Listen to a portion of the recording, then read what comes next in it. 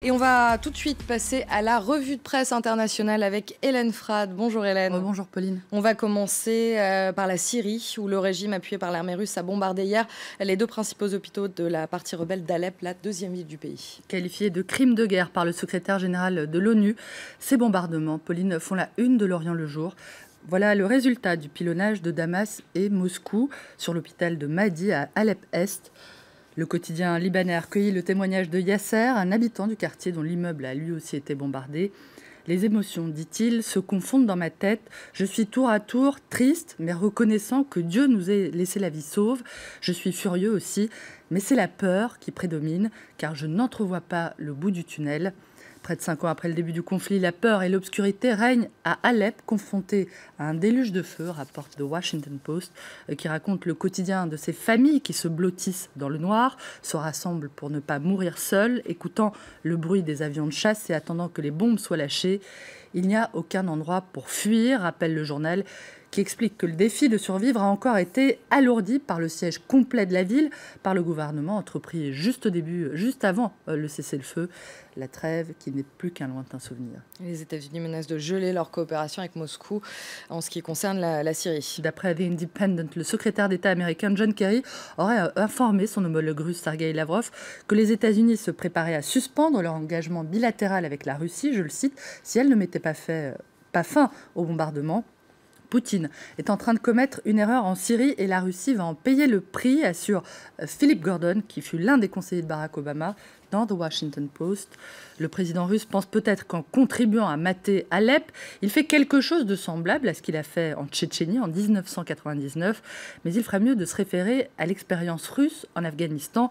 Les massacres de masse commis sur des civils pourraient très bien provoquer des attaques terroristes contre la Russie, tandis que la perspective d'une levée des sanctions occidentales s'éloigne, tout comme la coopération dans le domaine de l'énergie avec l'Europe et l'Arabie saoudite, ce qui ne fera qu'augmenter ses difficultés économiques, poursuit Gordon, qui met aussi en garde le président russe contre la possibilité d'une élection d'Hillary Clinton à la Maison-Blanche.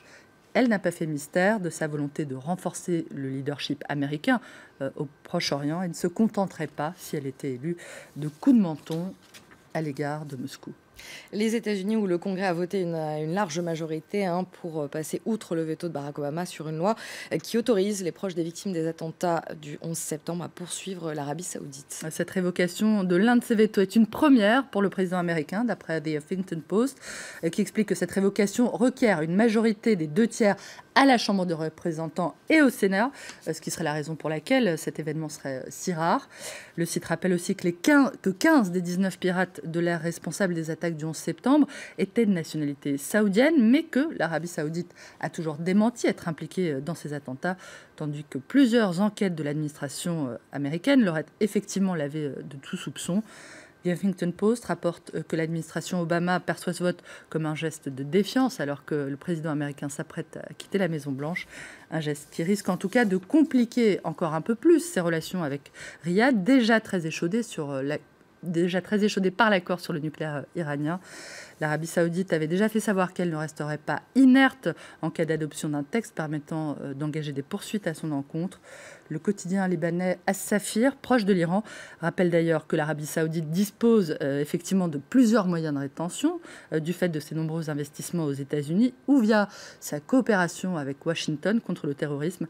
Mais le journal relativise en quelque sorte ces menaces en expliquant en substance que les nombreux intérêts croisés entre l'Arabie saoudite et les États-Unis signifie que les États-Unis peuvent eux aussi jouer sur ces leviers. Et pour finir, un témoignage, celui de l'un des 5 soldats français qui comparaissent aujourd'hui devant un conseil d'enquête militaire pour des violences qui ont été commises au cours de l'opération Sangaris en Centrafrique. Le Parisien dit avoir eu accès à une enquête interne confidentielle dont le contenu constituerait un témoignage cru et dérangeant sur l'intervention militaire française en Centrafrique, entre scènes d'horreur, indigence des moyens et passivité face aux massacres commis par les forces tchadiennes alliés, je cite. Dans ce document, l'un des 5 soldats du prestigieux 2e régiment d'infanterie de marine, le 2e RIMA, mis en cause pour avoir tabassé un commerçant, évoque le contexte effroyable qui l'aurait poussé à bout, lui et 4 de ses camarades.